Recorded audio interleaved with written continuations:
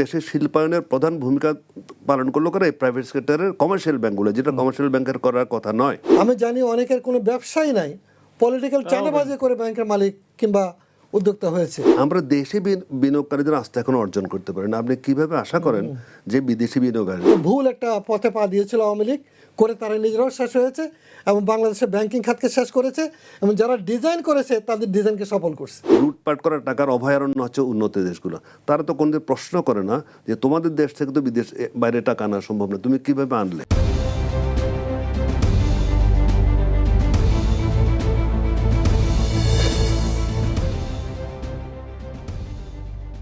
প্রিয় দর্শক, কালের কণ্ঠ মাল্টিমিডিয়ার নিয়মিত business show the business review শোতে আপনাদের স্বাগত জানাচ্ছি। আমি ফারুক মেহেদি।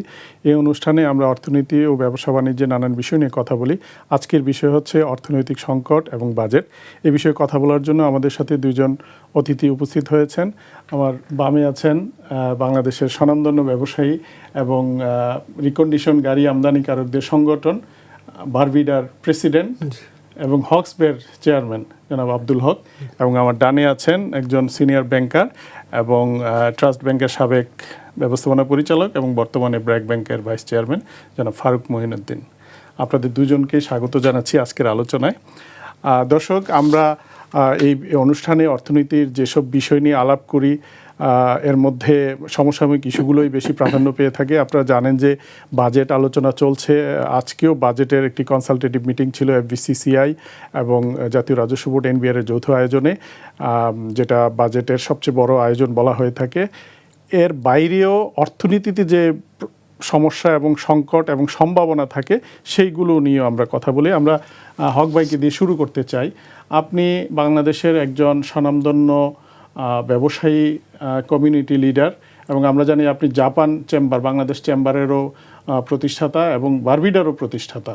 আজকে বারবিডা একটি বড় সংগঠন, জাপান বাংলাদেশ রিলেশনের ক্ষেত্রে জাপানও একটি বড় সংগঠন। শুধু তাই নয়, এফবিসিসিআইয়েরও আমরা জানি যে আপনি খুবই ইনফ্লুয়েন্সিয়াল, দীর্ঘদিন আপনি এফবিসিসিআইয়ের পরিচালক এবং এটা সামনে থেকে নেতৃত্ব দিচ্ছেন। এবং আমাদের ব্যবসায়ীদের যে সমস্যাগুলা, শুধু তাই না, অর্থনৈতিক যে সংকট, ব্যবসা বাণিজ্যের যে সংকট এবং সম্ভাবনা নিয়ে আপনি নিয়মিত ভয়েস দিয়ে থাকেন, ভোকাল আমরা যা বলি। আপনার কাছে আমরা শুরুতে জানতে চাইব যে দেশের ব্যবসা বাণিজ্যের অবস্থাটা কেমন। আপনি একটু রিভিউ করতে পারেন পুরনো যে গত কয়েক বছরের অবস্থাটাও আপনি যদি একটু, আমরা এটা দিয়ে শুরু করতে চাই আর কি। আপনার অনেক ধন্যবাদ, আপনি খুব সুন্দর করে বলেছেন এবং আমি স্বাগত জানাচ্ছি আমাদের একজন অত্যন্ত প্রথিতযশা, আমাদের সমকার সফল এবং একজন আদর্শবান ব্যাংকার ফারুক সাহেবের সাথে আলোচনার জন্য আমাকে সুযোগ করে দিয়েছেন।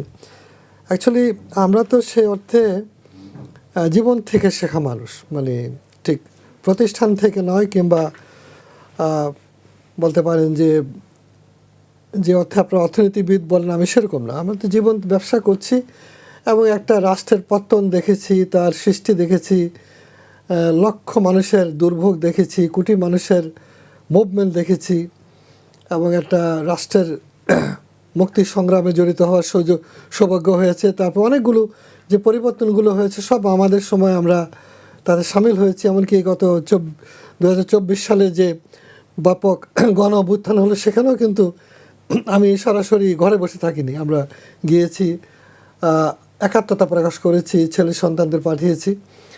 আমি বলবো যে আমাদের মানুষের মধ্যে যে প্রচণ্ড একটা আকাঙ্ক্ষা মুক্তিযুদ্ধের সময়কাল থেকে আমরা দেখেছি, যেটা পাকিস্তানিরা আমাদেরকে বুঝতে পারেনি। তারা আমাদেরকে যখন মানুষের ভোটের অধিকারটাকে সম্মান করলো না, তখনই কিন্তু বাংলাদেশের মানুষ পাকিস্তান নামক রাষ্ট্রটাকেই বাতিল করে দিল। মানে 26শে মার্চ রাতেই কিন্তু ডিসিশনটা হয়ে গিয়েছিল, যখন তারা 25শে মার্চ রাতে আক্রমণ করলো মানুষের উপরে। এবং সেখানে তখনকার আমাদের যে সেনাবাহিনীর অফিসাররা পাকিস্তান সেনাবাহিনী থেকে তখনকার মেজর জিয়াউর রহমান রিভল্ট করলেন। তাতে কিন্তু নতুন করে আমরা একটা মুক্তিযুদ্ধের আকাঙ্ক্ষা তৈরি হলো এবং সত্যিকার অর্থে কিন্তু যুদ্ধে ঝাঁপিয়ে পড়া হলো। সেখান থেকে যদি আসি, তাহলে আমরা কিন্তু অনেক রক্তাক্ত অধ্যায়ের মধ্যে দিয়ে এসেছি। আমরা তো এখন জীবনের বলতে পারেন যে শেষ প্রান্তে এসেছি। আমি অর্থনীতিকে যেভাবে দেখব, যে আমাদের একটা পর্যায়ে যেমন স্বাধীনতার পরে একটা ছিল যে বাংলাদেশ কোন দিকে যাবে, কমিউনিস্ট সোশ্যালিজম নাকি মুক্তবাজার। 75 সাল পর্যন্ত বঙ্গবন্ধুর কাল পর্যন্ত কিন্তু একটা বিভ্রান্তিকর অবস্থা ছিল। সব জাতীয়করণ করা হয়েছিল, পুঁজির সামান্য একটা পুঁজি সীমিত দেওয়া হয়েছিল ব্যবসা বাণিজ্য করার জন্য। যদিও শেখ সাহেব কখনো বঙ্গবন্ধু তার জীবন দশায় কখনো he was never in favour of socialism or for that matter ওনার কার্ল মার্কসের কোনো রেফারেন্স ওনার বক্তৃতা কখনো দেখা যেত না। বাট একটা গ্রুপ ওনাকে ওইদিকে নিয়ে গিয়ে, উনি রাইটিস্ট মানুষ ছিলেন, মুক্তি জগতের মধ্যে প্রো আমেরিকান লোক ছিলেন। এমনকি 71 সালেও পাকিস্তানের হাবিব গ্রুপ ওনার ফ্যামিলিকে টাকা দিয়েছে, মানে হেল্প করেছে, যেটা করতো বড়লোক ব্যবসায়ীরা। সেখানে ওনার এই মর্মান্তিক মৃত্যুর পরে অ্যাকচুয়ালি নতুন করে যখন জিয়াউর রহমান সাহেব পরবর্তীতে আসলেন, তিনি কিন্তু নতুন করে যে ব্যাংকগুলো শুরু করা থেকে শুরু করে প্রাইভেটাইজেশন করা, ব্যবসায়ী খুলে দেওয়া, খুব অল্প সময়ের মধ্যে কিন্তু একটা নতুন ধারা তৈরি করলেন। সেটা ধরেই কিন্তু প্রাইভেট সেক্টর আসলো। কিন্তু বিগত সময়ে আমরা বিগত 15-16 বছর গত সরকারের সময় তারা যে হঠাৎ করে এমনভাবে মোড়টা নিলেন, যে মোড়ের কারণে দেখা গেল যে একটা গ্রুপকে প্যাট্রোনাইজ করা হলো, কিছু অলিগার তৈরি হয়ে গেল, এবং তারা এন্টায়ার কান্ট্রিকে একদম ভয়ঙ্করভাবে কিন্তু গ্রাস করে ফেললো অর্থনীতিটাকে, যেটা অকল্পনীয়। আমার কাছে মনে হয় এটা, আমার মনে হয় যে ফারুক মনিউদ্দিন সাহেব খুব ভালো করে বলতে পারবেন। ব্যাংকের টাকাগুলো যে শুধু ব্যাংকের টাকা না, ব্যাপারটা হচ্ছে যে আপনি টোটাল প্রাইভেট অর্থনীতিটাকে শুধু প্রাইভেট সেক্টর নয়, এমনকি কেন্দ্রীয় ব্যাংকের নিয়ন্ত্রণও অলমোস্ট তাদের হাতে চলে গিয়েছিল। রাষ্ট্রের ডিফেন্স এজেন্সি, ডিফেন্সের যে আপনার যাকে বলা হয় ইন্টেলিজেন্স এজেন্সি, তারা জড়িত হয়ে সবচেয়ে বড় যে ব্যাংকটা, ইসলামী ব্যাংকটাকে একটা দখল করে আরেকটা গ্রুপের কাছে দেওয়া হলো। ভয়ঙ্কর বিষয়, কিন্তু আমি মনে করি এটা পৃথিবীর ইতিহাসেও ব্যাংকের ক্ষেত্রে কতটুকু ঘটেছে জানি না, এবং তারা কতটুকু বুঝে করেছে এটা আমার এখনও প্রশ্ন, যে তারা কি বুঝে করেছিল। তাহলে ওই আমাকে জাপানিরা বলছে, দেখো তোমাদের এখানে কিন্তু ইসলামী ব্যাংকটা খুব ভালো একটা ব্যাংক ছিল, মিৎসুবিশি ইউএফজি উনি জানে জাপানের, তারা কিন্তু একটা বড় টিম আমার সাথে ঢাকায় এসে বলছিল তোমাদের কিন্তু আগামীতে উইল বি তোমাদের রেটিং কমে যাবে, তোমাদের অ্যাড কনফার্মেশন লাগবে, কস্ট অফ ডুইং বিজনেস বেড়ে যাবে। এই কথাগুলো আমাকে, হ্যাঁ ভয়ঙ্কর অবস্থায় আছি আমরা এখন। বড় এলসি খুললে কিন্তু অ্যাড কনফার্মেশন ছাড়া হয় না। কেন বলছি এই কথাটা, যে তরুণ প্রজন্ম তারা একটু পরিবর্তনের জন্য, বেটার লাইফের জন্য, চাকরির জন্য, কিংবা যোগ্যতরভাবে চাকরিটা পাওয়া, বৈষম্যহীনভাবে পাওয়ার জন্য কিন্তু একটা আন্দোলন করেছিল। তারা কিন্তু কোনো বিপ্লব করার জন্য নামে নাই, বাট জনগণ ক্ষুব্ধ ছিল। তারা কিন্তু পলিটিক্যাল পার্টি যেটা পারে নাই, এই তরুণ প্রজন্ম কিন্তু তাদেরকে, মানুষকে আস্থা নিতে পেরেছিল, মানুষ ওদের কথা চলে আসলো। আমি এটা আজকে আপনার এই জায়গায়, যখন আমার বয়স 74, আমি যখন 25 বছর বয়সে স্বাধীনতার সময় আমি মুক্তিযুদ্ধে দেখেছি, আজকে এই বয়সে এসে বলবো এটা তরুণদের কিন্তু বড় অবদান। এই 24 সালের জেনজি যাকে বলা হয়, তারা এই প্রাণ দেওয়ার কারণে কিন্তু আমরা এই পরিবর্তনটা দেখলাম এবং আমরা একটা নির্বাচন পেলাম। এখন যে প্রত্যাশাটা, আজকে যেটা মাননীয় অর্থমন্ত্রী আমাদের কনফারেন্সে বলেছেন, আই এম হ্যাপি যে উনি খুব ভালোভাবে কথাগুলো বলেছেন, যে কস্ট অফ ডুইং বিজনেস উনি কমাতে চান। উনি ব্যবসায়ীরা কিংবা মানুষ যে তার পুঁজি খাচ্ছে ওটা উনি স্বীকার করেছেন, কারণ ইনফ্লেশন হয়েছে, ডলারের দাম বেড়ে গিয়েছে, এখন আমার লাভ হচ্ছে না, আমি বসে বসে পুঁজি খাচ্ছি কিংবা ধার করে খাচ্ছি। আবার দেশে যে বিশাল বিনিয়োগ দরকার, আবার তিনি ট্যাক্স কমাবেন সেই সুযোগ নেয়, কারণ ন্যূনতম উন্নয়নটা অব্যাহত রাখতে হবে। আমরা বলবো যেটা মাননীয় অর্থমন্ত্রী, তিনি একজন ব্যবসায়ী মানুষ, ব্যবসায়ী ব্যাকগ্রাউন্ড থেকে এসছেন, আমি বলবো যে তার সাথে বাণিজ্যমন্ত্রীও খুব সুন্দর কথা বলেছেন। কিন্তু যেটা বিগত 2 বছর যেহেতু ফেডারেশন চেম্বারে কোনো কমিটি নাই, দেশে যে দুর্নীতিগুলো হচ্ছে ভিতরে যে, এই জায়গাটাতে আমি আসতে যাচ্ছিলাম আপনার কাছে, আপনি সুন্দর করেই বলেছেন। এখন এই যে আকাঙ্ক্ষার, যে ছাত্রদের আকাঙ্ক্ষা থেকে যে একটা পরিবর্তন হলো, আমরা এখন একটা গতিশীল শাসন ব্যবস্থা বলতে দিয়ে যাচ্ছি, কিন্তু মাঝখানে যে একটা সরকার আসলো যাদের প্রতি আমাদের আকাঙ্ক্ষা ছিল, সেই জায়গাটা তারা কি আসলে সেই আকাঙ্ক্ষাটা পূরণ করার, আপনি তাদেরকে খুব বেশি দোষারোপ করতে পারবেন না। আমি বলবো যে তাদের মধ্যে, তারা কেন্দ্রীয় ব্যাংকের যে অবস্থাটা, এই সাবজেক্টটা ফারুক মনিউদ্দিন সাহেবের, কিন্তু আমি যেহেতু একটা কমিটিতে ছিলাম, আমি দেখেছি যে একটা টোটালি ব্রিঙ্ক বলতে মানে খাদের কিনারে চলে গিয়েছিল। সেখান থেকে কিন্তু প্রাক্তন গভর্নর, আমি বলবো তিনি যথেষ্ট ভালো করেছেন এবং তিনি একটা স্টেবিলিটি এনেছিলেন, চেষ্টা করেছেন। এবং আমাদের ডলার পার ডলারে 6 টাকা 7 টাকা 8 টাকা 10 টাকা বেশি দিয়েও কিন্তু আমরা এলসি খুলেছি এবং এখানে মারাত্মক রকমের দুর্নীতি চালু হয়ে গিয়েছিল, যেটা তখনকার একটা গ্রুপ বিদেশ থেকে টাকা নিয়ন্ত্রণ করতো।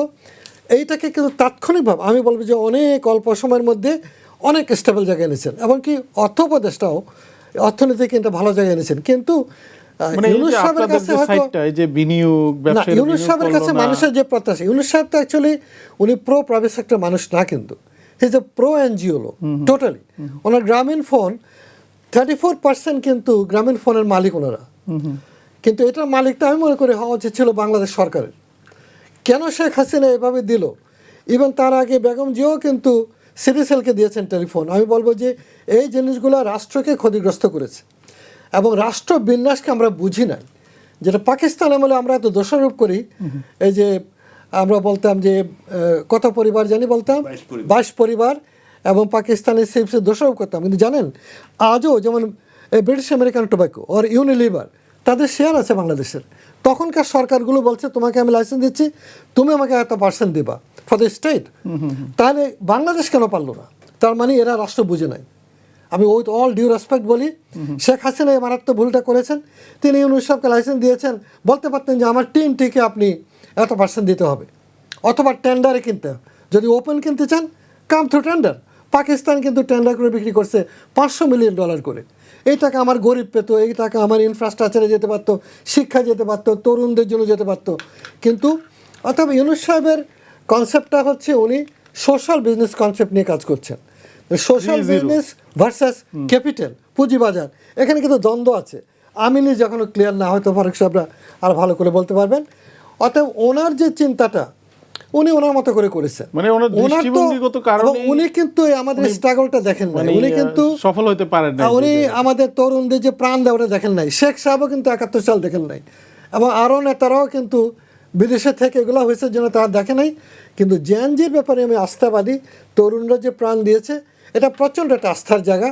সারা পৃথিবীতে এটা নজর কেড়েছে, এবং পৃথিবীর শ্রেষ্ঠ ম্যাগাজিন দ্য ইকোনমিস্ট বলেছে বাংলাদেশ বিগিনস এগেন, বাংলাদেশের নব উত্থান। এই উত্থানের যে আমি বলবো যে নতুন সরকারের কাছে মানুষের প্রত্যাশা অনেক বেশি। জি, আমরা এই প্রত্যাশাটা নিয়ে আলাপ করব, আপনার কাছে আবার আসবো। এবার আপনার ফারুক মঈনুদ্দিন, আপনার কাছে আসতে চাই। হক ভাই যেটা বলছিলেন যে অনেক আকাঙ্ক্ষার ছিল ডক্টর মোহাম্মদ ইউনূসের, যেটা বললো যে দৃষ্টিভঙ্গিগত ব্যাপার, যে এনজিও ভার্সাস প্রাইভেট সেক্টর, এবং যে কনফ্লিক্ট যে বিষয়গুলোর মধ্যে হয়তো বা এই কারণেই ওনার যে পারফরমেন্স আমরা যেটা হয়তো আশা করেছিলাম সেটা হয়তো আপ টু দ্য মার্ক হয়নি। আপনি একজন ব্যাংকার হিসেবে দেখেন যে যেটা হক ভাই বলছিলেন যে 15-16 বছরের যে ব্যাংকিং খাত না, শুধু এন্টায়ার ইকোনমিতে যে একটা গোষ্ঠীগত যে একটা দৌরাত্ম্য ছিল, সেইটার পরে ব্যাংকিং খাত কোন অবস্থায় আসলে এখন আছে, এবং ইকোনমিকে সামনে এগিয়ে নেওয়ার জন্য কতটা প্রস্তুত? ধন্যবাদ, এবং হক ভাইকে ধন্যবাদ। উনি দীর্ঘ একটা ভূমিকা দিয়ে ইতিহাস সহ আমাদেরকে এক্সপ্লেন করলেন তার জীবনের অভিজ্ঞতা থেকে। তিনি একটা খুব চমৎকার কথা বলেছেন, তিনি জীবন থেকে দেখে শিখেছেন, কোনো প্রতিষ্ঠান থেকে দেখে নয়। ওটা সবচেয়ে মূল্যবান জিনিস, কারণ নিজের জীবন থেকে দেখে শেখা হচ্ছে সবচেয়ে মানে মূল্যবান শিক্ষা। তো প্রথম কথা হচ্ছে যে উনি যে অলিগার্কদের কথা বলছিলেন, এটাকে অন্যভাবে অনেকে বলে যে রাষ্ট্রীয় মদতে যেসব কাজগুলো ক্রনি ক্যাপিটালিজম বলা হয়, যেটা বার্মাতে আছে। বার্মাতে খুব সাধারণ লোকজনও বলে যে আমাদের দেশে ক্রনি ক্যাপিটালিজম আছে, কারণ রাষ্ট্রীয় মদতে যারা যেসব ক্যাপিটালিস্ট তারা বিভিন্ন সুযোগ সুবিধা, অন্যায় সুযোগ সুবিধা নিয়ে সরকার এবং জনগণকে বঞ্চিত করে, সেটা ক্রনি ক্যাপিটালিজম। এবং তার জলজন্ত উদাহরণ হচ্ছে বাংলাদেশ ছিল। এই যে উনি ব্যাংক দখল করা ইত্যাদি বলেন, এগুলো সবগুলো তো রাষ্ট্রীয় মদতে হয়েছে। তো সুতরাং এটা ক্রনি ক্যাপিটালিজমের এর চেয়ে ভালো উদাহরণ আর কিছু হইতে পারে না। এখন ব্যাংকিং সেক্টরের কথা, তার আগে আমি একটা ফিরে যাই। এই যে 75-এর আগ পর্যন্ত বাংলাদেশের যে অর্থনীতির যে অভিযাত্রা ছিল, একটা দোদুল্যমানতা ছিল, সোশ্যালিজমে থাকবে নাকি ক্যাপিটালিজমিস্টিক ইকোনমি হবে। আমরা তখন স্টুডেন্ট, আমরা তখন এটা একটু বিভ্রান্ত ছিলাম আসলে কোনটা ভালো হবে। আমরা দুইটাই আমাদের টেক্সট বইতে আমরা পড়ছিলাম। কিন্তু 75 পরবর্তী সময় বাংলাদেশের যে ক্যাপিটালিজমের প্রতি অথবা ক্যাপিটালিস্টিক ইকোনমির, ফ্রি মার্কেট ইকোনমির প্রতি যে একটা নতুন স্ট্যান্স, যেটা ঝোঁক তৈরি হলো, আমি বলবো সেটা আমাদের দেশের অর্থনৈতিক ইতিহাসে একটা বাঁক বদলের সময়। কারণ কথা হচ্ছে যে আমাদের অভিজ্ঞতায় বলে আমাদের মতো দেশগুলোতে আপনার public sector is always inefficient. আমাদের দেশে প্রাইভেট সেক্টর এফিশিয়েন্টলি চলে, এবং পাবলিক সেক্টর যে ইনএফিশিয়েন্ট তারা আমরা বিভিন্ন সেক্টর কর্পোরেশনের ইন্ডাস্ট্রিগুলো দেখে, সরকারি অফিসগুলো দেখে, সরকারি প্রতিষ্ঠানগুলোর সাথে আমরা যদি প্রাইভেট সেক্টরের একই রকম প্রতিষ্ঠানগুলো দেখি, ব্যবসায়িক প্রতিষ্ঠান দেখি, শিল্প প্রতিষ্ঠান দেখি, তাহলে কিন্তু স্পষ্টভাবে বোঝা যায় এই দুইটা সেক্টরের মধ্যে পার্থক্যটা কোথায়। সুতরাং 75 পরবর্তী সময় 80-র দশকে যে আমাদের দেশে ক্যাপিটালিস্টিক ইকোনমির এবং প্রাইভেট সেক্টরের প্রতি যে নতুন জোর দেওয়া হয়েছে, আজকে বাংলাদেশ বিনির্মাণে বাংলাদেশের বর্তমান অর্থনীতির যে বর্তমান অবস্থায় আসার জন্য সবচেয়ে বেশি অবদান ছিল প্রাইভেট সেক্টরের। এবং প্রাইভেট ব্যাংকগুলো তখন এসছে 80-র দশকে, প্রথম 80-র দশকে মাঝামাঝির একটু আগে থেকে প্রাইভেট ব্যাংকগুলো শুরু হয়, এবং ওগুলো আসার পর কিন্তু লোকজন দীর্ঘদিন পর আবার টের পেল যে আসলে ব্যাংকিং কেমন হওয়া উচিত। এবং আজকে যে বাংলাদেশের শিল্পায়ন, এই শিল্পায়নে কিন্তু ওই প্রাইভেট সেক্টরের ব্যাংকগুলো দেওয়া হয়েছে, যেগুলা শিল্পায়নের জন্য যে প্রতিষ্ঠানগুলোর মূল ভূমিকা ছিল তারা কিন্তু মিজারেবলি ফেল করেছে। আমাদের বিএসবি, শিল্প ব্যাংক এবং শিল্প ঋণ সংস্থা, এই দুটা সিভিয়ারলি ফেল করেছে, পরে যেটা মার্জ করে ডেভেলপমেন্ট ব্যাংক হলো, কিন্তু কোনোটা দাঁড়াতে পারে না। এখন ওই যে আপনার দেশের শিল্পায়নের প্রধান ভূমিকা পালন করলো করে এই প্রাইভেট সেক্টরের কমার্শিয়াল ব্যাংকগুলো, যেটা কমার্শিয়াল ব্যাংকের করার কথা নয়, তারপরে তারা করেছে, খুব কমেন্টেবলি করেছে আমি বলবো, নাহলে আজকে বাংলাদেশের শিল্পায়ন এই জায়গায় থাকতো না। পরবর্তী সময় আমরা যখন দেখলাম যে আস্তে আস্তে ব্যাংকগুলোর মধ্যে এই প্রাইভেট সেক্টরের ব্যাংকগুলোর মধ্যে এক ধরনের, যেটা হক ভাই ইন্ডিকেট করছে, লুটপাট করার যেটা আস্তে আস্তে এই জিনিসগুলো আমরা দেখেন, এটা কিন্তু অনেক আগে 80-র দশকে আমরা যখন ব্যাংকে জয়েন করি, চট্টগ্রামের খাতুনগঞ্জ এলাকা ছিল একটি এলাকা যেখানে কোনো ব্যাংকের একটা পয়সা খেলাপি ঋণ ছিল না, একদম ক্লিন। এখন তো হাজার হাজার কোটি, এখন ঠিক উল্টাটা হয়েছে। তার মানে কি এর মধ্যে মানুষের মূল্যবোধের অপেক্ষা হয়েছে, ব্যবসায়ী মহলে মূল্যবোধের অপেক্ষা হয়েছে, রাষ্ট্রীয়ভাবে মূল্যবোধ বলে কিছু নাই, ইনস্টিটিউশনগুলো প্রায় ধ্বংস হয়ে গেছে বিভিন্নভাবে। সুতরাং আমরা বিভিন্নভাবে দেখি এই যে অবক্ষয়ের পিছনে ব্যাংকগুলোর যে, আমি তো ব্যাংকের মধ্যেই থাকছি যেহেতু হক ভাই আমাকে, মানে এটা কেন হলো, এই যে অবক্ষয়টা যে পর্যায়ক্রমে হতে থাকে, এটার মধ্যে অনেকগুলো রাষ্ট্রীয় মদত তো ছিল, অনেকগুলো আমি কারণ দেখি। তার অনেকগুলো কারণ হচ্ছে, প্রথম কথা হচ্ছে আমাদের, এটা অনেকে হয়তো পছন্দ করবেন না, কিন্তু জাতি হিসাবে আমাদের নৈতিক অবক্ষয় ঘটেছে সাংঘাতিক রকমের, এটা তো বলার কোনো অপেক্ষা রাখে না। দেখেন 60s-এর দশকে অর্থনীতিবিদরা নতুন ধারণা নিয়ে এলেন যে আমাদের মতো দেশগুলোতে, উন্নয়নশীল দেশ কিংবা স্বল্পোন্নত দেশগুলোতে একটা সীমিত মাত্রার দুর্নীতি থাকবে, এটা কেউ অস্বীকার করতে পারবে না। এই সীমিত মাত্রার দুর্নীতি থাকবে, তাইলে কিন্তু ডেভেলপমেন্ট হবে। ডেভেলপমেন্ট হতে গেলে আপনাকে ওইটা অ্যালাউ করতে হবে। আমাদের দেশে সেইটাকে সীমা ছাড়িয়ে গেছিলো। আদারওয়াইজ দুর্নীতি এবং ডেভেলপমেন্ট মোটামুটি কাছাকাছি চলবে, এটা অর্থনীতিবিদরা স্বীকারই করেছেন। এখন সেটার মাত্রা কতখানি, আপনার জাপানের মতো দেশ, তাইওয়ানের মতো দেশে যে শিল্পোন্নত দেশ, সেখানে তো দুর্নীতির দায়ে তাদের প্রধানমন্ত্রীর পদত্যাগ থেকে শুরু করে বিভিন্ন দুর্নীতি আছে সব জায়গায়। আমাদের কথা হচ্ছে যে এই যে খেয়ে ফেলছে সব কিছু, উদ্বৃত্তটা দুর্নীতির মাধ্যমে খেয়ে ফেলছে। এর মধ্যে আরেকটি বড় বিষয় হচ্ছে যে দুর্নীতি করে দেশে টাকা রাখা এখন আর দরকার নেই। এখন যারা বিদেশি উন্নত বিশ্বের দেশগুলো, যারা আমাদেরকে বিভিন্ন সময় সততা নিয়ে সবক দেয়, মানি লন্ডারিংয়ের সবক দেয়, তারা আমাদের দেশের এই লুটপাট করা টাকার অভয়ারণ্য হচ্ছে উন্নত দেশগুলো। তারা তো কোনোদিন প্রশ্ন করে না যে তোমাদের দেশ থেকে তো বিদেশ বাইরে টাকা আনা সম্ভব না, তুমি কিভাবে আনলে। তারা টাকা নেয়, আবার টাকাটা কিন্তু এনজয় করে, এবং ওদের ইকোনমি পুষ্ট হচ্ছে, ওদের ইকোনমি পুষ্ট হচ্ছে আমাদের টাকা দিয়ে। এখন এই যে আপনি এই যে অন্তর্বর্তী সরকারের সময়ের একটা 1.5 বছরের প্রায় একটা সময়ের কথা হক ভাইকে জিজ্ঞেস করছিলেন, সেই সময় হক ভাইয়ের সাথে আমি একমত যে ওই সময়ে যে ওই সরকারের ভূমিকা যতখানি ছিল তার মধ্যে একমাত্র সাফল্য দেখিয়েছে ব্যাংকিং খাত। সেন্ট্রাল ব্যাংক অনেক কিছু পরিবর্তন আনতে চেয়েছিল, মানে আরো বেশি ডেটোরেট করার আগে ওই জায়গাটাকে থামিয়েছে, ওই আপনার পতনটাকে তারা ঠিক ঠেকা দিয়েছে। এবং আরো যদি কিছুদিন থাকতো এই গভর্নর সাহেব, আমার মনে হয় যে এটা আরেকটু মানে অনেক কিছু করার কথা ছিল। সেন্ট্রাল ব্যাংকের অটোনমির মতো জিনিসগুলো উনি আনার চেষ্টা করছিলেন, সেই জিনিসগুলো আবার থেমে গেল কিনা আমার ভয় হচ্ছে। নতুন নেতৃত্বে এটা হবে কিনা এটা এখন আমার সন্দেহ আছে। বাট ওই সময় এই স্টেপটা নেওয়া হচ্ছিল, আমরা সবাই এক বাক্যে স্বীকার করি, আমি শুধু নয়, সবাই স্বীকার করে যে ওই সময় ওই খাতে কিছুমাত্র কাজ হয়েছিল, কাজ করার চেষ্টা হচ্ছিল, এবং সেই কারণে একটু ফিরে এসেছিল। এখনকার সরকার বিজনেস এনভায়রনমেন্টটাকে আপনি কিভাবে দেখেন, কনফিডেন্সের জায়গাটা, যারা আমরা ব্যবসায়ীরাও বারবার বলতেছিল যে তারা কোনো কনফিডেন্স পাচ্ছে না, দেখেন, এই জিনিসগুলো কেন ঘটছে? এই বিষয়টা মধ্যে অনেকগুলো বিষয় জড়িত। প্রথম কথা আমি বলবো যে আমরা খালি অনেক বলছি, আমরা ওই সময় ঢাকঢোল পিটিয়ে বলছি আমাদের দেশে বিদেশিরা এমনভাবে বিনিয়োগ নিয়ে আসবে জায়গা দিতে পারবো না আমরা, কিন্তু সেটা দেখুন অল হইলো না। কথার কথা, রেটোরিক্স ছিল, একদম জাস্ট কথার কথা বলে, এবং তার সম্পূর্ণভাবে স্পষ্ট যে এগুলো একেবারে কথার কথা ছিল। বিদেশে থেকে বিনিয়োগ এসে আমরা জায়গা দিতে পারবো না, বিদেশে আমাদের লোকজন নিয়ে যাওয়ার জন্য দরখাস্ত করছে বিদেশি রাষ্ট্রগুলো, হ্যাঁ আমরা লোক পাঠাতে পারছি না, এই জাতীয় কথা, এগুলো সবই কথার কথা এবং মন ভোলানোর কথা ছিল। সুতরাং এগুলো নিয়ে ভোলার কোনো দরকার নেই। মূল বিষয়টা হচ্ছে যে বিনিয়োগের আস্থা তৈরি করার যে অনেকগুলো বিষয় আছে।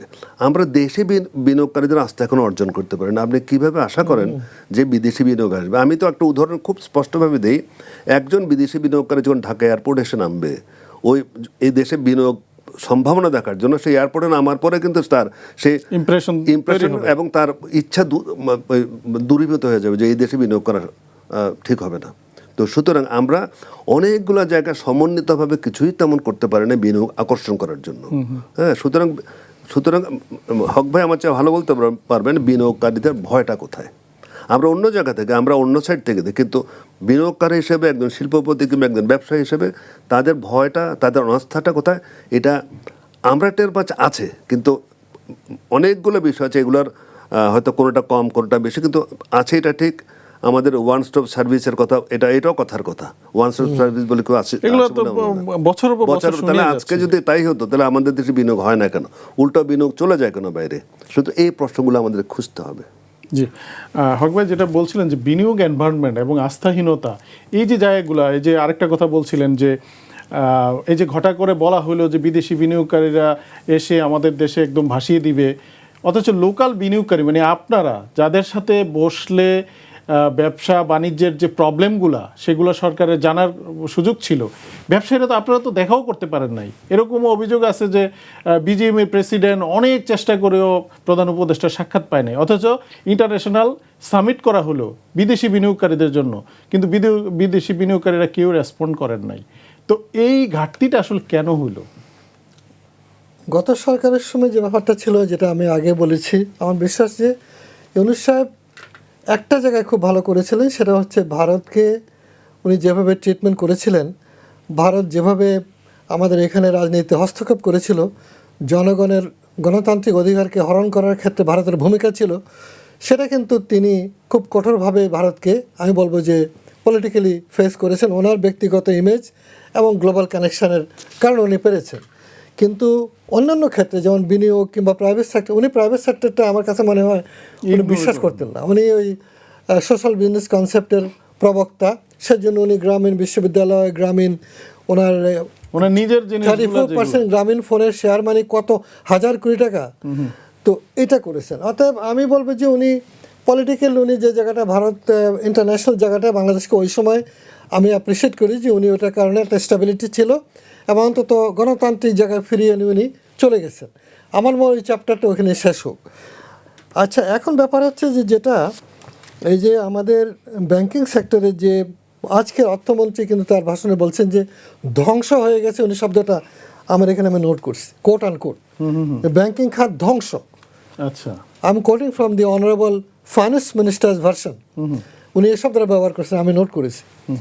ধ্বংসপ্রাপ্ত ব্যাংকিং সেক্টর। কিন্তু এখন যদি এই কাহিনীতে আসেন, আমি সুযোগ পেলে ফারুক ভাইয়ের সাথে শেয়ার করব যে জাপানিরা বলে, আমাকে জাপানের খুব টপ লেভেলের, আমার সুযোগ হচ্ছে জীবনে টয়োটা কোম্পানির চেয়ারম্যানের সাথে কথা বলার, যেটা রাশিয়ার মিস্টার পুটিন, প্রেসিডেন্ট পুটিন 6 মাস অপেক্ষা করছে টয়োটা কোম্পানির প্রেসিডেন্টের সাথে একটা মিটিং করার জন্য। 6 মান্থস ইনি সময় দিতে পারেন নাই।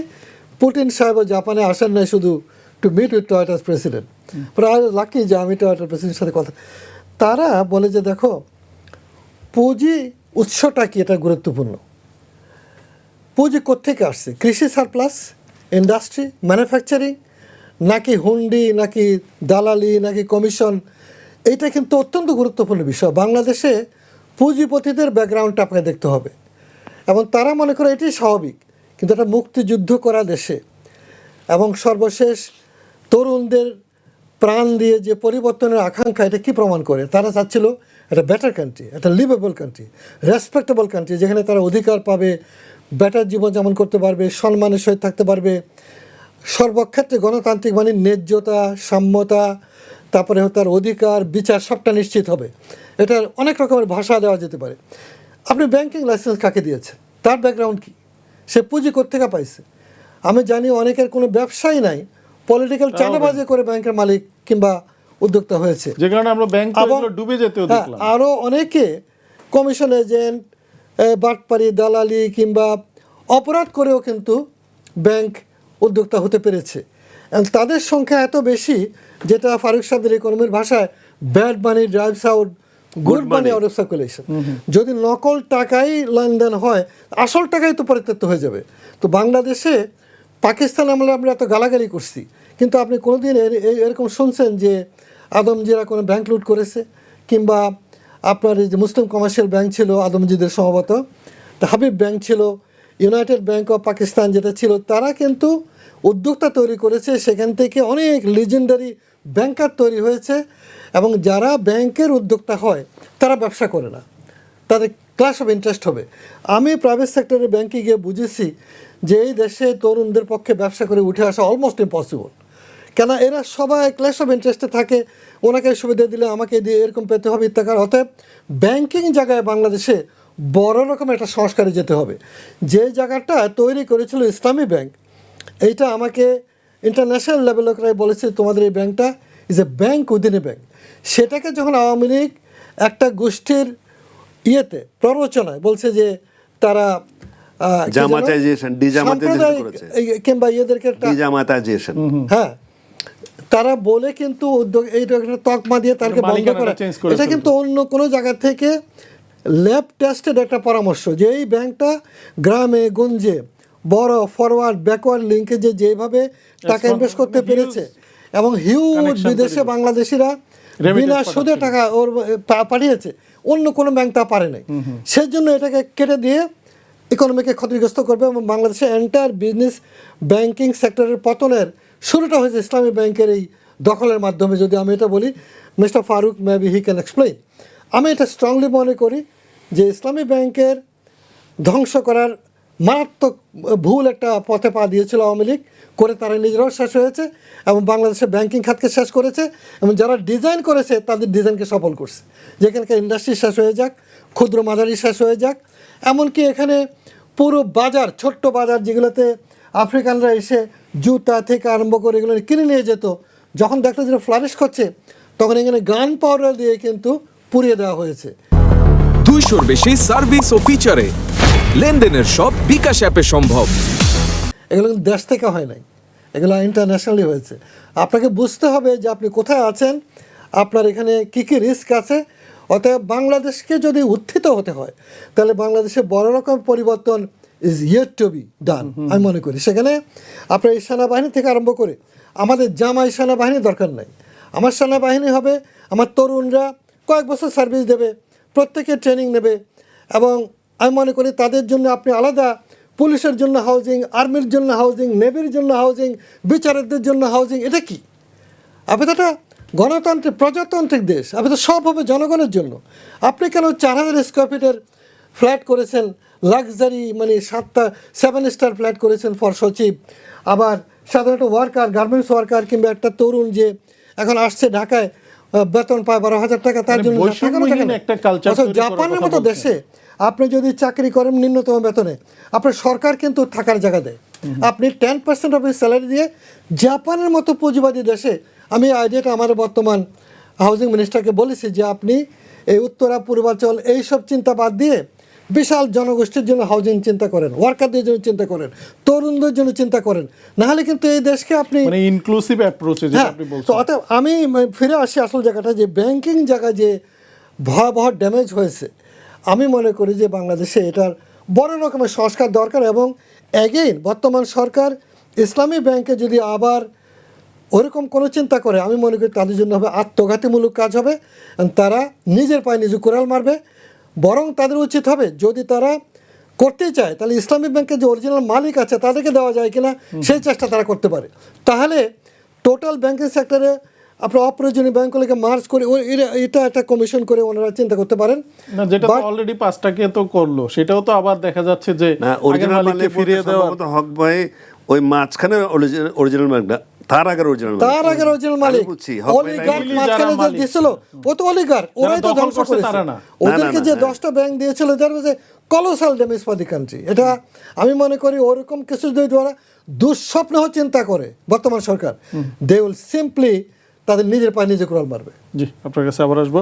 ফারুক ভাই, যেটা মানে আমরা আলোচনায় সবসময় দেখি আর কি, সেটা হলো এই যে ইনভেস্টমেন্টটা আসবে, প্রাইভেট সেক্টর আসবে কিভাবে, সে যদি ভালো ফাইন্যান্স পাওয়ার সুযোগ পায়, সেটাই তো।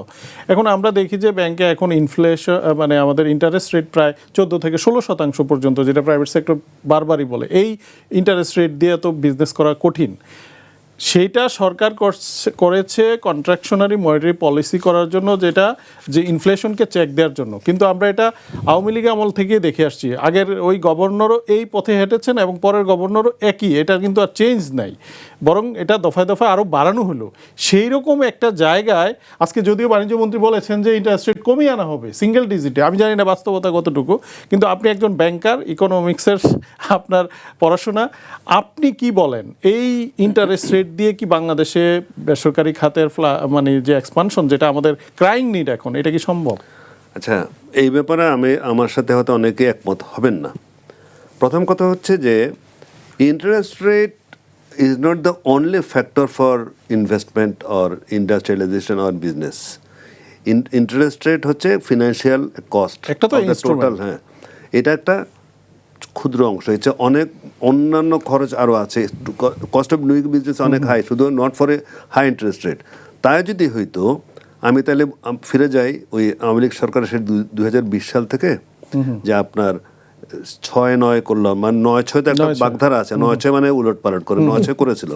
এখন সেই 9-6 সময় আমরা দেখেছি যে অনেক ব্যাংক ওরা বলছে 9 পর্যন্ত নিতে পারবা, অনেক ব্যাংক ওটা তো চাপিয়ে দিছিল আসলে, এটা তো ওইটা 8 পর্যন্ত ওই সময় নিয়েছে। তার মানে কি, market driven rate of interest. আপনি চাপিয়ে দিলে হবে না। এই রেট অফ ইন্টারেস্টকে কখনোই আপনি রেট অফ ইন্টারেস্ট বলেন, এই কারেন্সি রেট বলেন, মার্কেটের উপর ছেড়ে দিলে আপনি বুঝতে পারবেন। যখন 9% করেছে তখনও কমেও ব্যাংকগুলো দিয়েছে যাদের কাছে ইয়া ছিল। সুতরাং 9 is not the thing, number 1। Number 2, আমি যে 80-এর দশকের এই যে ইন্ডাস্ট্রিয়ালাইজেশনের কথা বলি, আমরা যখন প্রথম ব্যাংকিং জীবন শুরু করি তখন 16 থেকে 18% রেট অফ ইন্টারেস্ট ছিল। তাইলে 16 থেকে 18% ইন্টারেস্ট রেট যখন ওই 84-85 সময় ছিল, আমার স্পষ্ট মনে আছে। তাহলে 80-এর দশকের যে ইন্ডাস্ট্রিয়াল যে একটা বড় বুম হইলো আমাদের দেশে, এটা কীভাবে সম্ভব হইলো? তো সুতরাং আমি মনে করি যে ইন্টারেস্ট রেটকে দোষারোপ করা একেবারে অনুচিত। আপনি মার্কেটের উপর ছেড়ে দেন। আপনি কেন বলবেন যে 18% নাও, কেন বলবেন যে 9% দাও? Leave it in the market. ব্যাংকগুলো তাদের মতো করে রেট অফ ইন্টারেস্ট ঠিক করবে, এটা তো কেউ বাধ্য করে না। 1, 2 নম্বর কথা যে রেট অফ এই যে ইনফ্লেশনের জন্যই তো এটা করেছে। কিন্তু এখানে একটা ব্যাপার আছে। ব্যাপারটা হচ্ছে কি, of course rate of interest is a main factor to curb inflation, কিন্তু আর কোন ধরনের ইনফ্লেশন? এটা ওই ইনফ্লেশনকে আপনার দমন করতে পারবে যে ইনফ্লেশনের ডিমান্ড দিয়ে তৈরি হয়। যে ইনফ্লেশনটা কস্টের কারণে বাড়ে, সেটাকে আপনি ইন্টারেস্ট রেট দিয়ে কমাইতে পারবেন না। ডলারে 1 লাফে 30% ইয়ে হলো, টাকা ডিভ্যালু করলো ডলারের এগেন্সটে, সাথে 1 লাফে 80 ঘর থেকে 100 উপরে চলে গেলো ডলার। তাইলে ওইখানে যে রেট বেড়ে গেলো, এটা আপনার রেট অফ ইন্টারেস্ট দিত, ওখানে কস্ট বেড়ে গেলো। আপনি রেট অফ ইন্টারেস্ট বড় দিয়ে তো ওইটাকে ঠেকাতে পারেন নাই, কারণ এটা এমনিই বেড়েছে, কস্ট বেড়েছে। কস্ট বেড়ে গেলে বিভিন্ন কারণে সেটাকে হাই রেট অফ ইন্টারেস্ট দিয়ে আপনার দমন করা যায় না, যদি না এটা ডিমান্ড পুল হইতো। তো সুতরাং তার সাথে আপনার এখন তাহলে উপায়টা কি? আমি এই পথে গেলাম কেন আমরা? কোন পথে? এই যে ইন্টারেস্ট রেট না, ইন্টারেস্ট রেট না, ওইটা তো একটা টেক্সট বুক সলিউশন, মানে ওইটাকে আমি বাদ দিয়ে টেক্সট বুক সলিউশন। এবং সেখানে ইনফ্লেশনটাকে তো একটা জায়গায় থামিয়ে দিয়েছিল আগের গভর্নর সময়, বাড়ে নাই, থেমে গিয়েছিল। কিন্তু কথা হচ্ছে ওইটা একমাত্র সর্বরোগহর মহৌষধ নয়, হাই রেট অফ ইন্টারেস্ট। তার সাথে আমাদের আরো অন্য কিছু দেখতে হবে, বাজার ব্যবস্থা আছে, আমাদের বাজার তো ওয়ার্ক করছে না, ফিসক্যাল পলিসিকে অ্যাড করতে হবে আপনার। তার সাথে সাথে ইনফ্লেশনের সবচেয়ে ক্ষতিগ্রস্ত যেই গ্রুপটা, সেই গ্রুপটাকে আপনি চেষ্টা করতে হবে তাদেরকে অন্যান্য কোনো ইনসেন্টিভ দিয়ে তাদেরকে Income জীবনটা বাড়ানো। সহনীয় করা যায় কেন। ইনকাম বাড়ানোর জন্য কেন্স সাহেব তো বলেই গিয়েছে যে সরকারি স্পেন্ডিং বাড়ান, সাধারণ লোকজনকে ইয়ে করে তাদের রেট, তাদের আবার purchasing স্পেন্ডিং power বাড়াইলে এদিক দিয়ে ইনফ্লেশন না, না, বাড়বে, সরকার আবার ভাবে ওইটা। ওই সরকার ভাবলে তো হবে না, আপনাকে ওইভাবে অর্থমন্ত্রী আজকে পর্যায়ক্রমে বলছে যে করতে হবে। Quality investment. হ্যাঁ, কোয়ালিটি ইনভেস্টমেন্ট একসাথে প্রোডাক্টিভ ব্যাপারটা হচ্ছে ইনফ্লেশন কখন হয়, যখন প্রোডাকশন বেশি থাকে না কিন্তু টাকা বেশি থাকে। আপনি যদি প্রোডাকশন বাড়ান ইনফ্লেশন হবে না, মানে আপনি মানি সাপ্লাই বাড়াবেন, তার সাথে সাথে গুডস এন্ড সার্ভিসেস প্রডিউস হবে, তাহলে ইনফ্লেশন কেন হবে? মানে যদি আপনার ইনভেস্টমেন্ট হয়, ইকোনমিতে গ্রোথ হয়, তাহলে ইনফ্লেশন বাড়লে তো Exactly সমস্যা সেটা। নাই। তাই তো কিন্তু করতে আমাদের হবে দেশে তো। উল্টাটা তো উল্টাটা হয়, তাই না?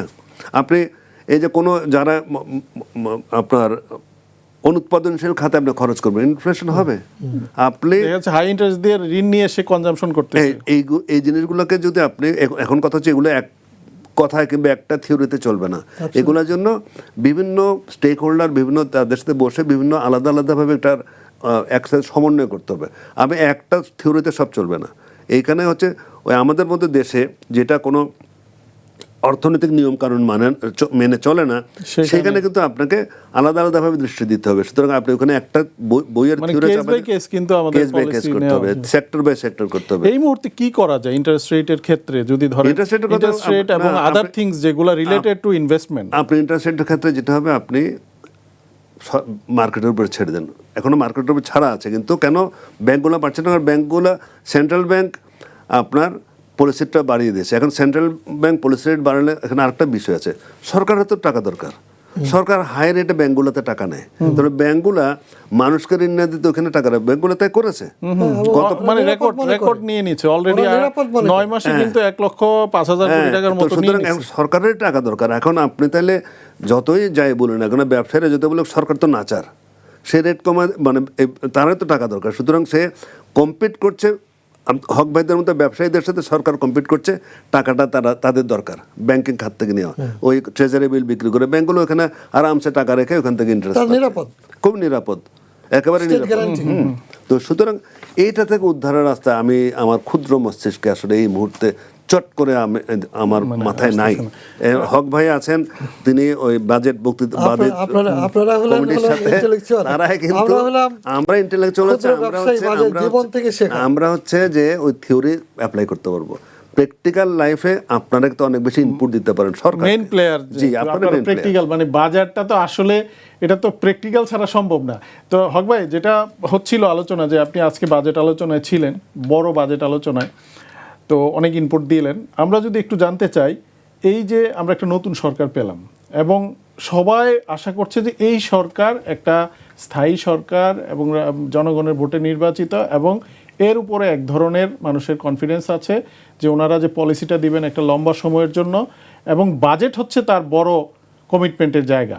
যে পলিটিক্যাল বাজেট যতটা না অর্থনৈতিক, তার চেয়ে বড় হচ্ছে রাজনৈতিক কমিটমেন্টের একটা জায়গা।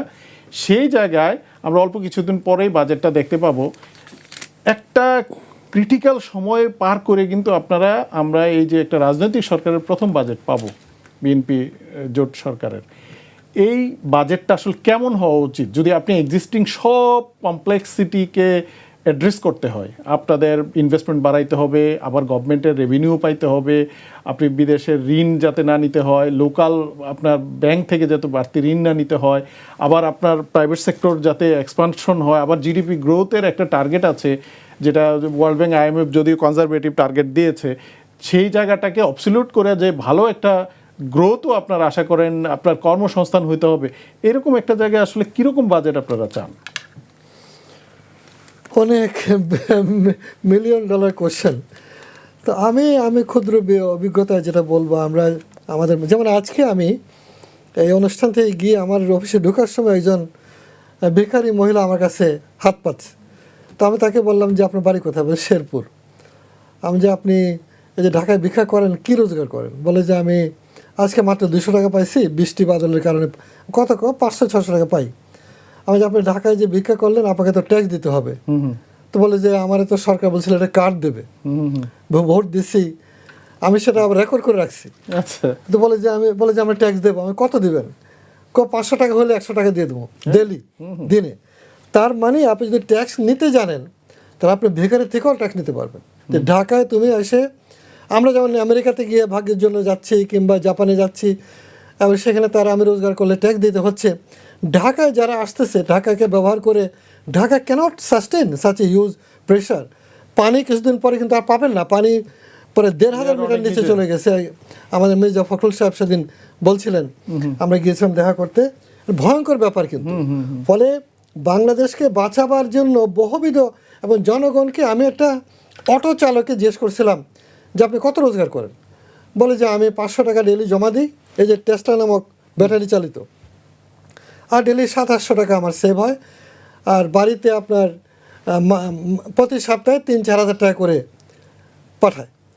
তো তাতে আমি বললাম যে আপনি ৫০০ টাকা জমা দেন, ওই যাকে জমা দেন তার কয়টা গাড়ি, বলে তার 50টা গাড়ি, তা প্রতি রাত্রে সে কিন্তু ২৫,০০০ টাকা করে পাচ্ছে। তাহলে সে কোনো ট্যাক্স দেয়, দেয় না। আমি যে আপনাকে যদি একটা গাড়ি দেওয়া হবে ট্যাক্স দেবেন, দেবো, কত দেবেন, ১০০ টাকা করে দেবো পার ডে। মানে আমি টেস্ট করলাম যে লোকেরা কিন্তু দিতে চায়, আমরা নিতে জানি না। তার মানে আপনি কয়েক লক্ষ লোক থেকে কিন্তু ট্যাক্স নিতে পারেন, কিন্তু আপনাকে নতুন ইনোভেটিভ আইডিয়াতে যেতে হবে, জনগণকে সম্পৃক্ত করা। এইটার আমার কাছে মনে হচ্ছে যে ট্রেডিশনাল চিন্তার মধ্যে এটা নাই, যে ব্যাপক জনগোষ্ঠী। আমি একটা আইডিয়া সেল করেছিলাম মির্জা আজিজ সাহেবের সময়, যে আপনি ১ টাকা করে পার টেলিফোন প্রতিদিন নেবেন, তাহলে আপনাদের ৩০ টাকা করে মাসে নিল। যদি ১ কোটি টেলিফোন হয় তাহলে ৩০ কোটি টাকা মাসে। আমি যে আপনি এই ফান্ডটা নদী ভাঙা মানুষের জন্য ফান্ড করেন, নাথিং ফ্রম দি গভর্নমেন্ট। এই নদী ভাঙায় কিন্তু হাজার হাজার মানুষ শেষ হয়ে চলে আসে, তাদেরকে পুনঃস্থাপন করা, পুনর্বাসন করার জন্য উনি ঠিকই শুরু করলেন। জানেন আমাদের এখান থেকে কিন্তু টাকা নিচ্ছিল সরকার, আমরা খবর রাখি না, কিন্তু কোথায় খরচ করতেছে আমরা জানি না। যেমন ইসলামী ব্যাংকের কাছে ৮০০ কোটি টাকা ছিল তাদের, ওই যে দে কল ইট কম্পেনসেশন মানি, ওই যে ওরা শরিয়ার বাইরে গেলে বাইরে ১ বছর হয়ে গেলে আর নিতে পারে না, ওই টাকাটা ওইখানে জমা রাখে, ওইটার টাকাটা দিয়ে তারা ওই যে হাসপাতাল, জনসেবামূলক কাজগুলো করতো। অ্যাট ওয়ান গো ৮০০ কোটি টাকা আছে শেখ হাসিনা নিয়েছে। আরস্ত খান সাহেব আমাকে বলছে, প্রাক্তন চেয়ারম্যান ছিলেন। হ্যাঁ, তো এইভাবে কিন্তু বিশাল জনগোষ্ঠীর দেশে আপনি অল্প ট্যাক্স নিলেও কিন্তু বিশাল ট্যাক্স মাল্টিপ্লায়ার ইমপ্যাক্ট আছে। কিন্তু ট্যাক্সের জায়গায় কি আছে, অল্প কিছু ট্যাক্সওয়ালাদের উপরেই কিন্তু তারা বসে বসে সব, আমরা দেখছি যে যারা ট্যাক্স দিচ্ছে তারাই ওই নেটে আছে, তাদেরকেই করছে। আমার মনে হয় এই জায়গায় একটা প্যারাডাইম শিফট দরকার। আরেকটা জায়গায় বিনিয়োগ, যেটা আছে অর্থমন্ত্রী সাহেব আমার খুব পছন্দ হয়েছে ওনার বক্তব্য আছে, উনি কিন্তু খুব সুন্দরভাবে বলেছেন। আমি মনে করি যে উনি যেহেতু আমাদের একজন ব্যবসায়িক ব্যাকগ্রাউন্ড থেকে আছেন, এখন প্রশ্ন হচ্ছে সরকারের দর্শনটা কি, দর্শনের জায়গাটা এখানে ওনার উইল ফোর্সটাও অনেক সময় কাজ করে, যেখানে একটা আমলাতন্ত্র আছে, তারা তো টিপিক্যাল মাইন্ডসেট নিয়ে আমরা দেখছি যে সবসময় একই রকম ধারা। এই যে আপনি বলেন ইনোভেটিভ, আমরা তো দেখি না। যেমন এইবারের বাজেট নিয়ে আমরা যেটা আগাম রিপোর্ট করছে আমাদের রিপোর্টাররা, সেখানে বলছে যে আপনার ১ টাকার উপরে যাদের সম্পদ উত্তরাধিকার সূত্রে আপনি পাবেন তাকেও ট্যাক্স দিতে হবে। এটা নিয়ে কন্ট্রোভার্সি শুরু হয়ে গেছে। তো আপনি এটা কি, তাইলে তো উত্তরাধিকার সূত্রে ট্যাক্সটা উন্নত বিশ্বে আছে, হ্যাঁ, কিন্তু সেটা ১ টাকার সম্পদ, ১ টাকার উপরে হবে না। এটা আবার কোনো সম্পদ বাড়াবাড়ি, আসলে এটা একটা সীমা রেখার উপরে হতে পারে। যে একটা লোক যদি মনে করে ছোট একটা ফ্ল্যাট পেলে ১,৫০০ স্কোয়ার ফিট, একটার উপরে আর সে কি দেবে, এরকম না। কিন্তু যখন আপনি বিশাল হাজার হাজার কোটি টাকার সম্পদ আমরা অনেকের উত্তরাধিকার পাচ্ছে, তাকে ট্যাক্স দিতেই হবে। আমি মনে করি সেটা। এবং আরেকটা জিনিস দেখেন, আপনি হাজার হাজার একর জমি দখল করে আপনি আমাকে জমি অ্যালটমেন্ট দিচ্ছেন। আমি গুলশানে আমার বাবা জমি পেয়েছিল ১০ কাঠা, এখন সে ১০ কাঠা ৫০ কোটি টাকা বিক্রি করে এই টাকা দিয়ে আমার ১৪ গোষ্ঠী কানাডা, আমেরিকায় একটা শ্রেণী কিন্তু এটা করছে।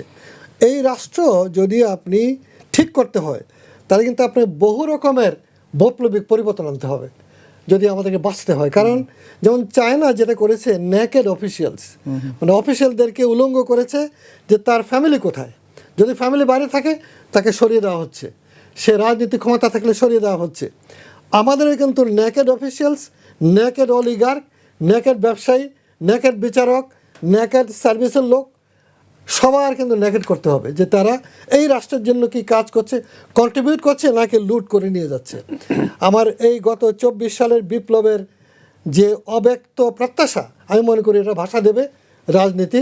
যারা গণতান্ত্রিক নির্বাচনের মাধ্যমে ক্ষমতা আসছে, they will have to perform and they will have to return it যে তারা কি করে ক্ষমতায় আসলো, এই অবস্থা তো ছিল না। তাহলে বলেছে আসলে পরে যে তারেক সাহেবকে ফাঁসি দেবে।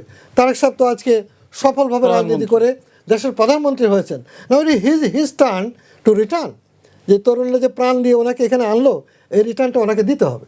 বুঝতে হবে ওনাকে যে তারা কী চেয়েছিল, ভাষা দিতে হবে কবির মতো, তার অব্যক্ত মনের প্রত্যাশার ভাষা। অর্থনীতিতে, রাজনীতিতে, রাষ্ট্রবিন্যাসে, পরিবহনে, আবাসনে, সম্পদের বন্টনে, আয়ের বন্টনে, ইট ইজ পসিবল, ইম্পসিবল না। অতএব আমার মনে হয় আর কি বাংলাদেশে ডেফিনেটলি আমি স্ট্রংলি বিশ্বাস করি পরিবর্তন হবে। কারণ যে তরুণরা এটা বুঝেছে, প্রাণ দেওয়া শিখেছে, তাদেরকে আপনি দমাতে পারবেন না। দেয়ারফর এখন আর কি বিনিয়োগ দরকার আমার। বিনিয়োগের জন্য এনভায়রনমেন্টটাকে উন্নত করা দরকার। দেশে বিনিয়োগের টাকা নাই, বিদেশিরা টাকা পাচার করে নিয়ে গেছে, তাদেরকে আপনি দরকার ইনসেন্টিভ দেন যে তুমি যদি আগামী 1 বছরের মধ্যে বিনিয়োগ করো তাহলে তোমার কোনো প্রশ্ন করা হবে না, তুমি টাকা unless it is a criminal offence, drug ইত্যাদি থেকে সব সে নিয়ে। কারণ তারাও ভালো নাই। আজকে আমাকে একজন অত্যন্ত ভালো একজন অফিসার আমেরিকা থাকে বলে যে ভাই কথাটা বলবেন, আপনি তো টেলিভিশনে কথা বলেন। এখানে আসার আগেও উনি ফোন করেছিলেন আমি যাচ্ছি। আজকে ওখানে বলেছি আমি ওই কনফারেন্সে, এবং এখনও বলছি যে অনেকেই কিন্তু বাইরে ভালো নাই। মধ্যপ্রাচ্যে যারা দুবাইতে বাসা বাড়ি করছে তারা কিন্তু এখন টেনশনে আছে কি হবে। অর্থাৎ তাদের দেশে যে সবচেয়ে ভালো জায়গাটা, নিরাপদ জায়গাটা, তার আপন দেশ, সেখানে কিন্তু বিনিয়োগের জন্য যে টাকা নিয়ে আসো, তোমাকে আমরা এই সুবিধা দিয়ে দেবো, তুমি এখানে বিনিয়োগ করো, এই ট্যাক্স কম নেব, কিংবা তুমি এই সুবিধা দিয়ে পাবা একটা সময় পর্যন্ত। পলিসিতে কি ইনসেন্টিভ দেওয়া যায় ওদের? দিতে পারে, এগুলো চিন্তা করতে হবে আপনাকে কি দেওয়া যেতে পারে। ওরা যদি যায়, আপনি আমেরিকান নাগরিকত্ব চান, বুশ সাহেব তো বলছে তুমি আসো, কত $1 মিলিয়ন না $2 মিলিয়ন আগে যেটা মানে ট্রাম্প যেটা ট্রাম্প যেটা বলছেন যে টাকা নিয়ে আসো, তোমাকে আমি নাগরিকত্ব দিয়ে দেবো। অথবা টাকা নিয়ে গেলে কিন্তু সবাই আপনাকে সুবিধা দিচ্ছে, সো আপনিও সেই সুবিধা দেওয়ার চিন্তা কম্পিটিটিভ ওয়ার্ল্ডে তো এটাই করা উচিত। বিকজ আমাকে নিরাপদ করতে হবে যে বিনিয়োগকারীকে। অতএব আমাদের তরুণদের জন্য, তাদের জন্য একটা বেটার লাইফ, বেটার শিক্ষা, বেটার আবাসন, বেটার পরিবহন, এইটাকে আমাদের দর্শনে আনতে হবে। রাষ্ট্রীয় দর্শন, ফিলোসফিটা সেটা দেবেন আমাদের রাজনীতিবিদরা, তারাই চিন্তা করবেন। প্রশাসনের কাছে আপনি দার্শনিক চিন্তা আশা করতে পারেন না। প্রশাসন আপনি যেভাবে চালাবেন সেভাবে তারা যাবে। এবং এইটা কলোনিয়াল প্যাটার্ন থেকে আসার কারণে এখানে কিন্তু এটা আরও গভীরতর দূরত্ব হয়েছে বিগত সময়ে, যখন তাদেরকে উল্টা সিধা ফ্যাসিলিটি দিয়ে তাদের কিন্তু আলাদা শ্রেণী হিসাবে অভিজাত করা হয়েছে। You are intellectual, you are aristocrat, এইসব পাবলিক জনগণ, এগুলা শুয়ারকা বাচ্চা করতে হবে, জনগণ নিচে থাকবে, তুমি তাদের রুল করবা, তুমি ডিজি, তুমি ডিআইজি, তুমি সেক্রেটারি, তুমি বিচারপতি, তুমি জেনারেল, সব এরকম থাকবে। আমার মনে হয় they have no place in this country. কিন্তু আপনি ভাই, আপনি একটা কথা বলছিলেন, রাজনীতিবিদরা চিন্তা করে। রাজনীতিবিদ এই প্রজাতিটা এখন তো প্রায় এক্সটিংক্ট হয়ে গেছে। এখন রাজনীতিবিদদের যেখানে কথা আছে সেখানে আপনাদের প্রতিনিধিরাই বসে, আইন প্রণয়ন তারাই করে। রাজনীতিবিদরা কোথায় এখন? মানে ব্যবসায়ীরা তো সেটা বিশ্বব্যাপী কিন্তু এই পতনটা হয়েছে। বিশ্বে যদি মিস্টার ট্রাম্পের মতো লোক আমেরিকার প্রেসিডেন্ট হতে পারে, তাহলে আপনি কি আশা করছেন? এবং সেখানে যা হচ্ছে, এটা কি পৃথিবীতে আপনারা সারা পৃথিবীতে যে মূল্যবোধ শিখেছেন, আমরা যা শিখেছি, খারাপকে খারাপ বলা, ভালোকে ভালো বলা, নারীকে সম্মান করা, বাচ্চাদেরকে আদর করা, বড়দেরকে আপনার মানে পৃথিবীর সব পরিবারে কিন্তু শেখানো হয়েছে। কিন্তু ট্রাম্পের আচরণ সেটা মনে হয়, ট্রাম্প আলোচনা বসিয়ে রেখে ইরানের সর্বোচ্চ নেতাকে হত্যা করেছে ওই ক্রিমিনালের সাথে। এই যে ক্রিমিনাল, এই ক্রিমিনালের সাথে ওরা আবার কি করে আলোচনা যায়? অর্থাৎ বিশ্বব্যাপী কিন্তু এই অধঃপতনটা হয়েছে। বাট আমরা যেহেতু একটা মুক্তিযুদ্ধ করে স্ট্রাগল করে এই পর্যায়ে এসেছি, আমি মনে করি, আমার এখনো বিশ্বাস যে আমাদের তরুণরা দেশকে পাল্টে দেবে। জি, কিন্তু একটা কথা, এই যে আপনার কাছে আসতেছি, আপনি যদি জাস্ট বলেন যে ওনার সাথে অ্যাড করবেন আরেকটা হলো যে আমরা এইরকম একটা অবস্থায়, এই যে আমরা বাজেট নিয়ে কথা বলছি, একটা নতুন বাজেট চাই, কীরকম বাজেট আসলে চান আপনি বিনিয়োগের জন্য, সেটা দিয়ে যদি আপনি শেষ করি। আচ্ছা, প্রথম কথা হচ্ছে যে আমাদের দেশ এখনো সরকারগুলো মনে করে, অথবা সরকার রাজনৈতিক ইচ্ছায় হোক অথবা আমাদের কথাতে হোক, সরকার ভাবে যে বিশাল আকারে বাজেট দেওয়া একটা ক্রেডিটের ব্যাপার। গত বাজেট এত ছিল, আমরা এত % বাড়া, এত না বাড়ালে মনে হয়, না বাড়লে যে 9 লক্ষ কোটি টাকার বাজেট হবে, গত বছর 7,90,000 কোটি টাকা ছিল মনে হয়। এখন কথা হচ্ছে যে আপনি গতবারের বাজেটে দেখেন যে আপনি কতখানি মিট করেছেন। বাজেটটা আসলে কি, এটা তো অনেকে আমরা শুধু বাজেট মানে হচ্ছে আপনি কত আয় করবেন, সেখান থেকে কত ব্যয় করবেন। আমার এখানে এই গত এই যে বিদায়ী অর্থ বছরের 9 মাসে 1 লক্ষ কোটি টাকার ঘাটতি আছে, রাজস্ব ঘাটতি। হ্যাঁ, তাহলে আপনি এই যে বিশাল রাজস্বর কথা ধরছেন, বিশ্বের মধ্যে এমনকি আমাদের প্রতিবেশী নেপালের মতো দেশের তুলনায় আমাদের যেখানে ট্যাক্স জিডিপি রেশিও লজ্জাজনকভাবে কম, আমরা সেইটা দিয়ে আমরা কেন উচ্চাকাঙ্ক্ষী বাজেট দেখি? হ্যাঁ, এবং তার সাথে সাথে আবার সরকারের কাছে পলিটিক্যাল কমিটমেন্ট থাকে সব সরকারের। তো এখন কথা হচ্ছে যে কীরকম বাজেট চাই, আমি বাজেট চাই সেরকমই বাজেট চাই, যে বাজেট আমাদের প্রথম কথা হচ্ছে রাজস্ব বাড়াইতে হবে, যাতে করে হক ভাই যেটা বলছিলেন, এবং সেটা কি আমাদের দেশে যে আমাদের মুহিত সাহেব একটা চমৎকার কথা বলেছিলেন যে তোমরা কি করো, রাজস্ব অফিসারদের বলছে তোমরা যে 10 টাকা দে, যে তার থেকে তুমি না, তাকে তুমি 12 টাকা নিচ্ছ, 15 টাকা নিচ্ছ, কিন্তু তুমি দিচ্ছে না, তুমি 10 টাকাওয়ালাকে 10 টাকায় নিবা, তুমি আরো 10 জন খুঁজে বের করে 10 টাকা দিবা। আমাদের দেশে নাই। হক ভাই যে কয়েকটা উদাহরণ দিলেন, লোকজন দিতে চায় কিন্তু আমরা নিতে জানি না। সুতরাং ডাইরেক্ট ট্যাক্সেশনটা না বাড়াইলে আপনি যদি ইনডাইরেক্ট ট্যাক্সেশনের মাধ্যমে ইত্যাদির মাধ্যমে সাধারণ লোক ক্ষতিগ্রস্ত হবে। কিন্তু যারা ট্যাক্স দেওয়ার মালিক, আমরা যারা ইনকাম লুকাইতে পারি না, যারা আমরা চাকরিজীবী ছিলাম, আমরা তো সবচেয়ে বড় ওয়ার্স্ট সাফারার এটাতে, কারণ আমাদের ফাঁকি দেওয়ার কোনো রাস্তা নেই, ইনকাম থেকে কাটে। আর যারা মনে করেন অনেক পেশাজীবী যারা আছেন, তাদের ইনকামটা কোনোভাবে আপনার মনিটর করা যায় না। সুতরাং এখানে কিছু ডিভাইস বের করতে হবে। আমরা কেন পারি না, নেপালের মতো দেশ যদি পারে, দরিদ্র একটা দেশ, আমরা কেন ট্যাক্স জিডিপি বাড়াতে পারলাম না? এই ব্যাপারটা চিন্তা করতে হবে। এই ব্যাপারে খুব ইনোভেটিভ কিছু ব্যবস্থা নিতে হবে, এবং জানি না এই অচলায়তনটা ভাঙবে কে, সরকার কতখানি পারবে এবং আমলাতন্ত্র কতখানি সাপোর্ট দিবে, এখানে এইটার উপর নির্ভর করবে। এটা যদি আপনি যদি এটাও নির্ভর করতে পারেন, তাহলে আমাদের বাজেট নিয়ে আমার কোনো আপত্তি নেই। আমার আপত্তি ওইখানেই, আমি যেটা আর্ন করতে পারবো না সেটা কেন ধরে একটা জাতিকে দেখা আমি 9 লক্ষ কোটি টাকার বাজেট করছি, মানে ফুলি ফাঁপিয়ে বাড়ানোর দরকার নেই। এক্স্যাক্টলি। হক ভাই, আপনাদের শেষ করবো, যদি অল্প কথায় বলেন যে আমাদের এই মুহূর্তে দাঁড়িয়ে আমাদের এই যে ইনোভেশন, আমাদের ট্যাক্স পলিসিকে এমনভাবে সাজানো এবং যাতে ইনক্লুসিভ হয়, সবাই কন্ট্রিবিউট করবে, কারোর উপর চাপ পড়বে না, এরকম একটি জায়গা কীভাবে তৈরি করা যায়, যদি অল্প কথায় শেষ করেন। হ্যাঁ, আমি মনে করি যে প্রথমত অপচয়ের পথগুলো পরিহার করা, অপ্রয়োজনীয় প্রকল্প পরিহার করে ওই প্রকল্প নেওয়া যেটা ইমিডিয়েটলি আমাদের অর্থনীতি কিংবা সুফল দিবে, ইন্ডাস্ট্রিতে সুফল দেবে। যেমন আমরা পদ্মা ব্রিজ করলাম, 100 বছরেও কিন্তু ইকোনমিস্ট ফারুক সাহেব বলবেন রেট অফ রিটার্ন কি আমি জানি না কবে হবে, কিন্তু ঢাকা চিটাগাং এক্সপ্রেস ওয়েটা যদি করা হতো তাহলে ইমিডিয়েটলি কিন্তু আপনি 2-3% কিন্তু জিডিপিতে গ্রোথ পেতেন, কস্ট অফ ডুইং বিজনেসটা কমে যেত, আমাদের ইনফ্রাস্ট্রাকচারাল মুভমেন্ট হতো, এই এলাকাটায় অনেক ইন্ডাস্ট্রিয়াল গ্রোথ হয়ে যেত, যেটা আমার কাছে মনে হয় সরকারের প্রায়োরিটিতে, পলিটিক্যাল প্রায়োরিটি দিয়ে চিন্তা করে করেছে। ইকোনমিক প্রায়োরিটি অলরেডি অচল অবস্থা তৈরি হয়ে গেছে ঢাকা চিটাগাঙ্গে, কারণ এটা আরও 30 বছর আগে হওয়া উচিত ছিল এটা এক্সপ্রেসওয়েটা। তো এটা হলো আমাদের সংকট। আর আপনি যেটা বলছেন যে হ্যাঁ, যেহেতু একটা পলিটিক্যাল গভর্নমেন্ট, আমি মনে করি দে আর ভেরি পাওয়ারফুল গভর্নমেন্ট, তাদের একটা রাজনৈতিক ম্যান্ডেটের মাধ্যমে তারা এসছে, এবং তারা তাদের দর্শনটা তারা বাজেটের মাধ্যমে প্রকাশ করবে যে তাদের কোন কোন জায়গায় অগ্রাধিকার, সেখানে কোনো মতেই কোনো গোষ্ঠী বাধা হতে পারে না, একমাত্র জনগণ থাকবে সর্বাগ্রে, এবং জনগণকে সামনে রেখে তারা মানে অর্থনৈতিক পরিকল্পনা করবে। আর যেটা বিশেষজ্ঞরা ওনারা যেটা পরামর্শ দেন যে এতগুলো ব্যাংক আপনি করছেন, এগুলো জায়গায় সংস্কার আনেন, এবং এনে বিনিয়োগের পরিষ্ঠাকে উন্নত করতে গেলে আমি যেটা জাপানিদের উদ্যোগ দিয়ে বলবো, জাপানিরা বহু আগে বাংলাদেশকে বলছিল যে তোমরা এতগুলো মিনিস্ট্রি কমিয়ে ফেলো, তাদের এখানে কিন্তু 12 থেকে 13টা মিনিস্ট্রি, ওভারহেড কস্ট কমানো, শুধু ওভারহেড না, এফিসিয়েন্সি বাড়ানো, এবং একটা কলোনিয়াল ধাঁচের যে প্রশাসন, যে আপনি জেলা প্রশাসককে আপনি মিনিস্ট্রিতে এনে বানাচ্ছেন হলো বিনিয়োগের অফিসার, তো উনি তো জেলায় গভর্নর ছিলেন, তার তো হলো সে প্রশাসক, সে তো গবেষক না, সে তো সার্ভিস দেওয়া শিখেই নাই।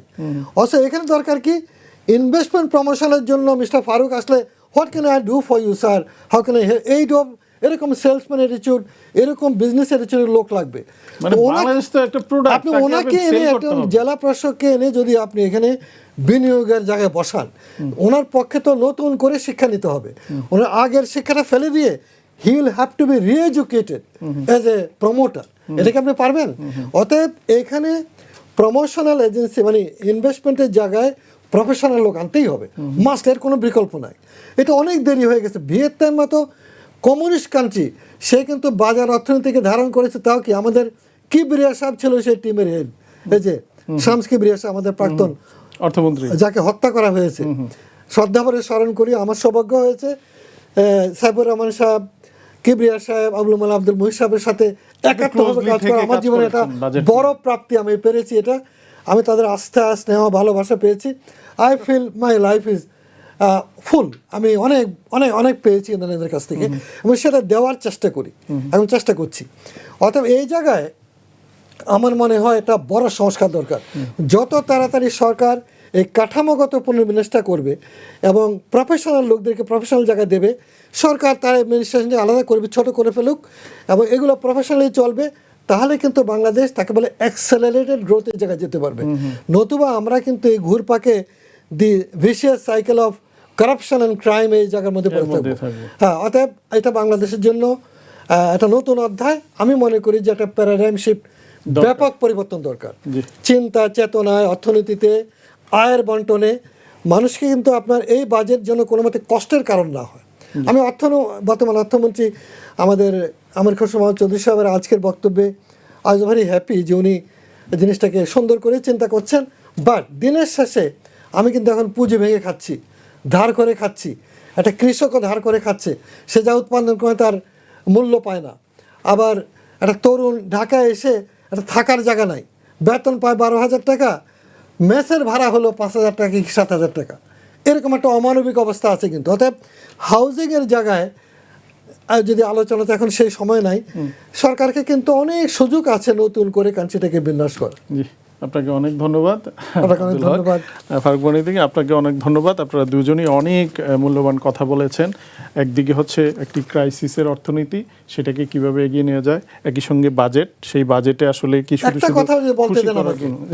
নতুন সরকারের কাছে একটা আমি মনে করি যে একটা প্রত্যাশা, সেটা হলো যে এত বড় একটা ত্যাগের পর, এত রক্তাক্ত অধ্যায়ের পরে তারা পুঁজির ব্যাপারে নতুন একটা দর্শন চিন্তা করবেন, যে পুঁজির রূপটা কিরকম হবে। অলিগার তৈরি করবে, দানব তৈরি করবে, না উদ্যোক্তা তৈরি করবে, সবার জন্য করবে, সবার জন্য করবে। এই প্রত্যাশাটা আমরা রাখি। জি, আমরাও আশা করি নিশ্চয়ই সরকার এই জিনিসগুলো, যেহেতু একটু পরিবর্তনের মধ্য দিয়ে একটা সরকার, এবং আমরা মাননীয় প্রধানমন্ত্রীকে দেখছি কিন্তু তিনি কিন্তু অনেক ইনোভেটিভ কাজ করছেন, সেটা যেন অব্যাহত থাকে। প্রিয় দর্শক, শেষ করব দ্য বিজনেস রিভিউ শো। দেখা হবে অন্য পর্বে অন্য অতিথিদের সাথে। সে পর্যন্ত ভালো থাকুন, সুস্থ থাকুন।